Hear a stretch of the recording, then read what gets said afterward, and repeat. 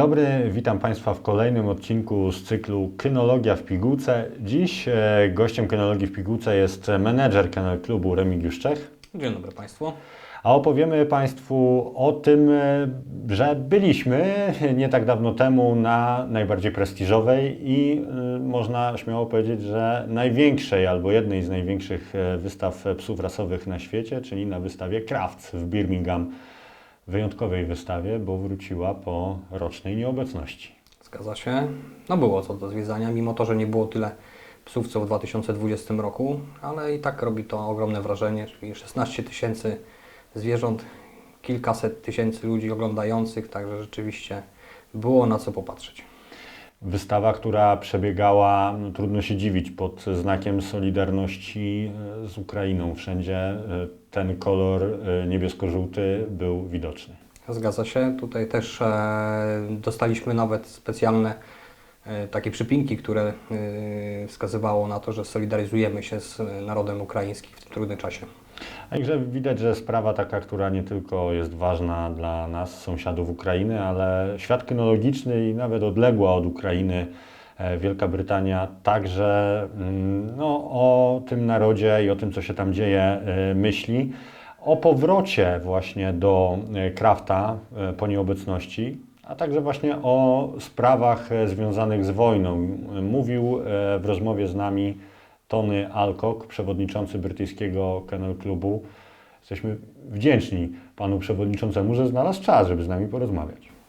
No tak, rzeczywiście, to spotkanie było owocne nie tylko ze względu na te rzeczy, które rozmawialiśmy na temat wystawy, ale przede wszystkim o rzeczach, w którą stronę nasz klub powinien iść. Tak, takich rad też nam przewodniczący Tony Allcock udzielił, a zatem posłuchajmy. Nasza rozmowa z przewodniczącym Brytyjskiego Kennel Clubu Tonym Allcockiem. So, Crufts 2022 started. How do you see this comeback? It is what the dog world needed, not only in the United Kingdom, but throughout, to show that life can go on. It has been a very dark 2 years. This time last year, or 2 months ago, I was sitting in this arena here, trying to negotiate for a huge loss for the cancellation of Crufts. And indeed, the best deal that we could do, because we obviously couldn't complete the contract, was the loss of £1 million. So we always knew that this Crufts would be slightly different, but in reality it actually isn't. It's very similar to previous ones. Everything seems to be the same. As far as attendance is concerned and entries, what we projected we are pleased with. It is not the same entry as 2 years ago, but of course you have to qualify for Crufts, you just can't enter. And of course the last 2 years there's been very minimal qualification for dogs to be here. But notwithstanding that, we believe that we achieved the target for our entries. And indeed, as far as the public coming into the dog show is concerned, this place will only accommodate 20,000 visitors. And already for Saturday, we have sold 18,500 tickets, and the company is getting rather anxious that we might exceed that, because we can't. So, the public are still interested. One of the things I believe lockdown and the pandemic has created a greater interest in dogs. Now, whether that's pedigree dogs or dogs which are crossbreeds, it's not all bad. We prefer obviously we deal with pedigree dogs, but in the same sense we deal with all dogs in the Kennel Club, because in the arena we have all the activities that take place, and most of the dogs there aren't pedigree. So at the end of the day, the press with regards to Crufts has gone amazingly. We've been on television, the viewing is been fantastic. So it's good for dogs, and I think that we are here after a long period, and I actually am very pleased with the way things have gone.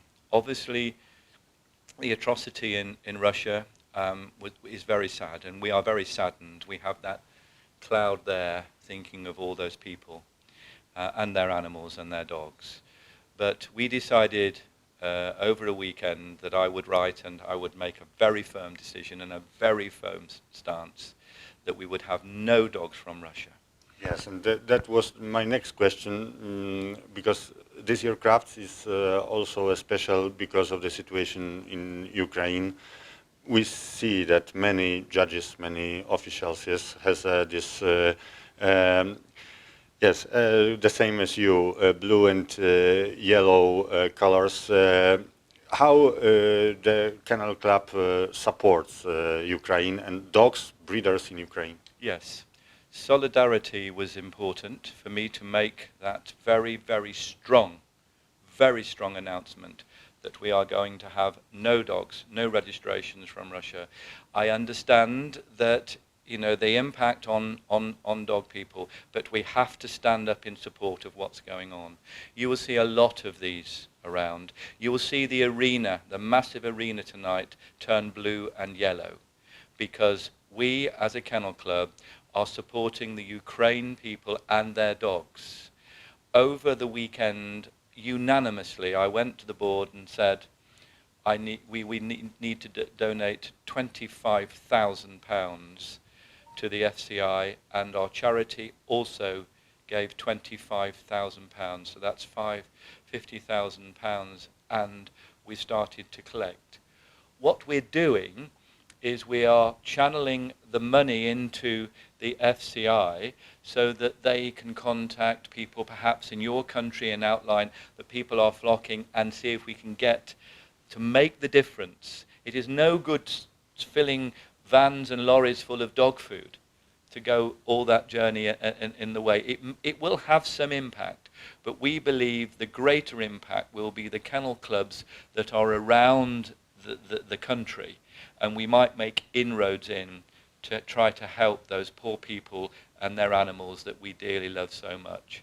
And one thing about the UK is that they do love animals, and the Kennel Club is no different, and we've taken a great strong stance. I've been criticised for making that stance, but I'm very proud and very strong to have done it, because the atrocity, it is not, you know, it is really dreadful.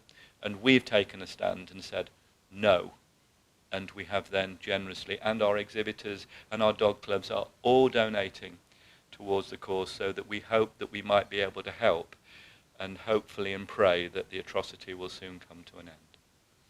We are a very young kennel club in Poland, but we have full support from another kennel club judges, for example Frank Borg from Malta. He support us, he show us the British standards, British examples, and how your kennel club, what advices can you give to such a very, very young small club from Poland? Yes, I think there are two things. Please remember that whilst everybody wants young people into the sport, there are, if you look predominantly the exhibitors over the last 40, 50 years, there are people who have come in and remained in the sport that are older.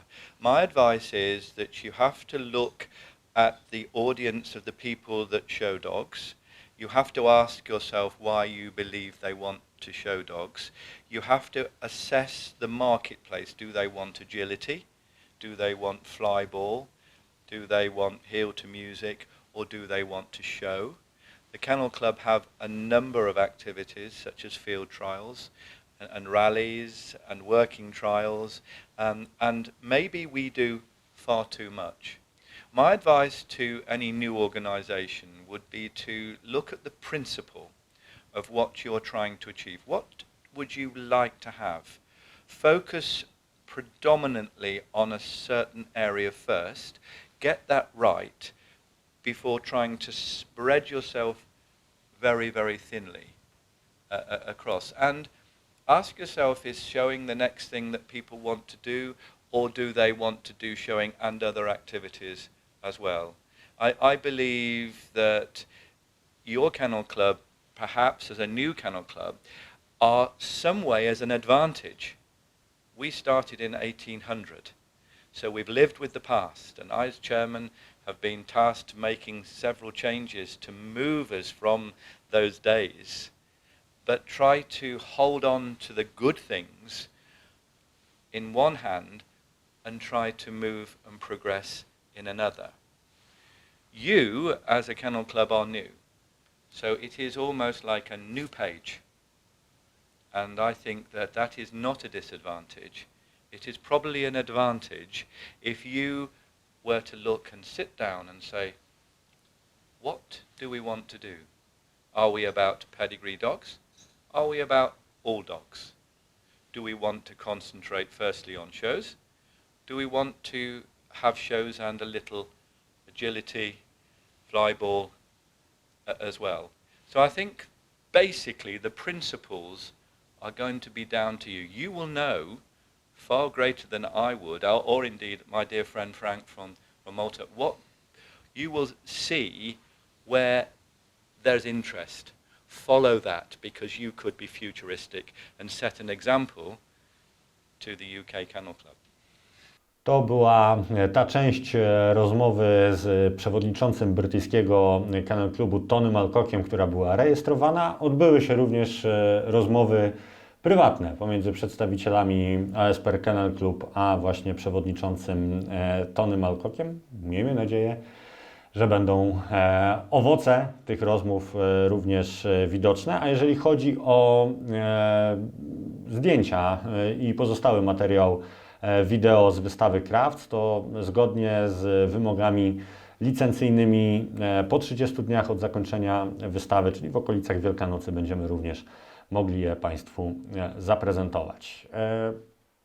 Tak, na zakończenie naszego dzisiejszego spotkania powiedzmy o tym, co w tym roku czeka wszystkich hodowców i członków wspierających Kennel Clubu, także sympatyków naszego klubu, no bo mamy nadzieję, że uda się na dobre wrócić do organizacji wystaw po pandemii. Terminarz wystaw jest w tej chwili uwzględniony. Pierwszą wystawę mamy zaplanowaną na 5 czerwca razem z Dniem Dziecka.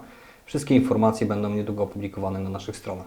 I to tyle, jeżeli chodzi o dzisiejszy odcinek programu Kynologia w pigułce. Dziękujemy bardzo za uwagę. Do zobaczenia.